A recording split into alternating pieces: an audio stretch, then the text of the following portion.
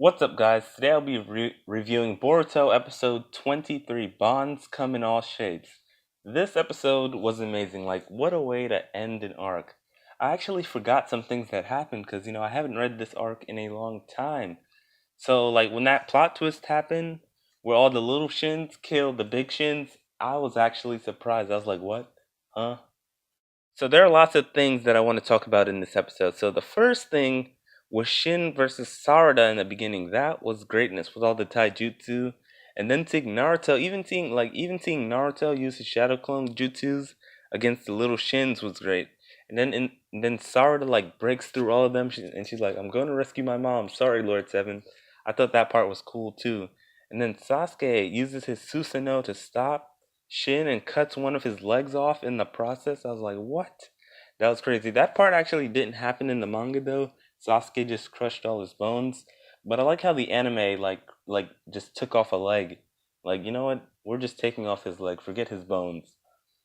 So then that trash bag Shin decides to use one of his sons as a shield to like stab through his son and Sasuke. And I'm like, this guy is really a scumbag. I'm so glad this arc is over. And I also loved how Sasuke used his Renegon to switch his place with Sarada and Sakura because he couldn't do anything. So and then Sakura smashes Shin's face into the ground. That scene was so epic. I was like, Shin's not doing anything anymore. Like the way Sarada smashed his face in, his time is up.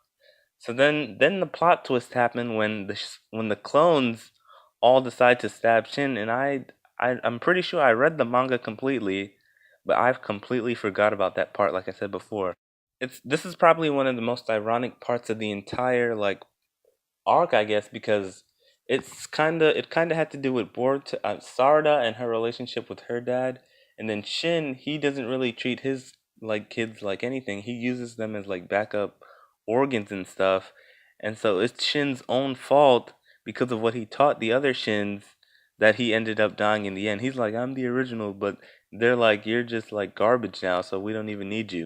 And then another surprise happens when a bunch of the clone Shin armies come out of nowhere, and then Naruto has to use his shadow clone jutsu to counter them, and then Sasuke uses his Susanoo to punch a giant clone, and then Sasuke's like, "You're too soft," because Naruto says, "Don't kill him."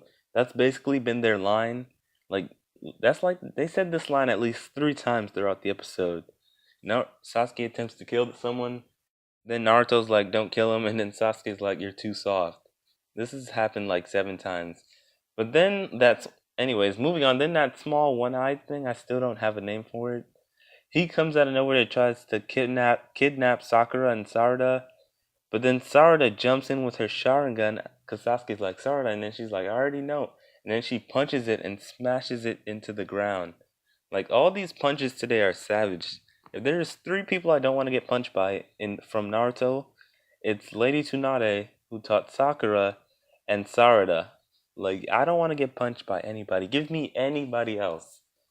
My favorite, like probably like my first or second favorite moment. Yeah, this is my second favorite moment in this episode. Is when one of the clones tries to stab Naruto, but he catches the blade, and then he shatters it and says, "Still gonna keep this up." And then we see like the Nine Tails eyes in Naruto, and then he says, "Calm down." And then you see Shin, and Shin sees Kurama and starts shaking, and then all the Shins drop their blades. So then Sasuke's like, "You're too soft," because he didn't kill them. Just used a scare tactic, aka talk no jutsu. In the moment of truth throughout this entire like arc and I guess this episode too, Sarada finally asks Sasuke if his feelings are really connected with Sakura's, and he says yeah, and she's like, "How can you say that like so confidently or whatever?" And then he says it's because she exists. That scene was so nice. This is the best episode in the entire arc. It can't even be argued against. And then Naruto takes all the Shin army to Kabuto, who we haven't seen since like the end of the war. I remember what Itachi did to Kabuto, and that's the only reason that Naruto trusts him with all the Shins. Because if Kabuto, I guess the only 2 options to do with all the Shin was to destroy them. Sasuke could have done that easily with his Amaterasu, or give them to Orochimaru, but Orochimaru would have made the greatest villain comeback in history. or just give him to Kabuto, who I guess is good now and he can control strong people because he has like Sage Jutsu. So I guess it's okay for now that an army of people who can use a Sharingan are just with Kabuto. I don't know though. Kabuto was Itachi's last opponent, so well Sasuke killed him, but you guys get the point.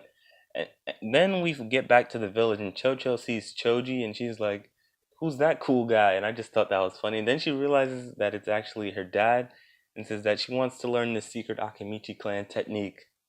And then Ino realizes Sasuke is there and says hi. And then, but before she can get to Sasuke, Sarada just jumps in front of her and just puts her hands up because she's like, "No, I finally got my dad. No one else is getting near him, so excuse yourself." Then we see Kari and she explains why the test came out like perfect before for Sarada, and it's because that it's Sakura's umbilical cord and not hers. And she says that Sarada is Sasuke and Sakura's child. So if any of you were wondering, oh my god, is it really Karin's child? Is she an Uzumaki and an Uchiha? She's not. She was just born in the laboratory, their lab, well, their hideout. I guess I believe it was during one of their missions, one of Sasuke's missions that Sakura went on, and so that's why her umbilical cord was there. And I guess the reason she wears glasses is because Sasuke has the Rinnegan in one eye, and like the Sharingan and his regular eye in another. And I guess that's probably the reason her eyes see all blurry sometimes. Probably because Sasuke has two different kinds of eyes. I guess that would be a reason. It would be cool if she could develop the Rinnegan later, just because Sasuke had it, and it's just a gene that they can pass down. And then when Suigetsu asks if Karin is still crazy for Sasuke, she says that bonds come in all sorts of shapes. And then later that day, we see Sarada apologizing to Sasuke at home, and Sasuke says, "You don't have to apologize, you probably just took after me." Then the next day, Sarada has to say goodbye to Sasuke because he's going back out on his mission. And so Sarada asks when he's going to be back, and then Sasuke pokes her forehead and says, "Till next time." I just thought this whole scene was like great. And then Sakura is there waiting for Sasuke to poke her forehead. And then Sasuke just leaves, and she's like, "Oh, so I get a ring check."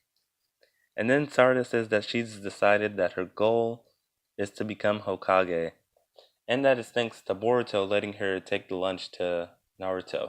And you can see that Boruto really isn't happy with her wanting to be Hokage at the end because he thinks the Hokage doesn't actually do much. He thinks that they just sit at the desk all day and act bossy, which he stated before. So I can't wait to see how this plays out. I'm pretty sure the next episode is like a filler, and I'm wondering if the movie arc is gonna start after, or they can do this other arc, which is the last bit of Kishimoto's writing. But they can just stick that arc in at a later point, I guess.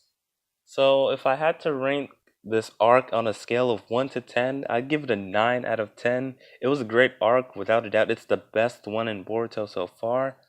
I only have one problem, and that's that they removed some things from the manga. And I guess it's because chapter 700 isn't aired yet. But if I had to rate this from an anime only watcher's point of view, it would probably be a 10 out of 10, without a doubt. But because I read the manga, I'm only going to give it a 9 out of 10, which is still pretty good. Oh, and the opening kind of changed at the end. I'm guessing we're going to get a new one by the next episode, along with a new opening sooner or later for the movie arc, I'm guessing. So they usually only last about 15 to 20 episodes, like the openings. But this one is already at 23, so we're probably getting a new one at 25 or so. So those were my thoughts on the end of this arc and this episode. Let me know what you guys thought of this arc and this episode down in the comment section below. Thanks for watching, and bye.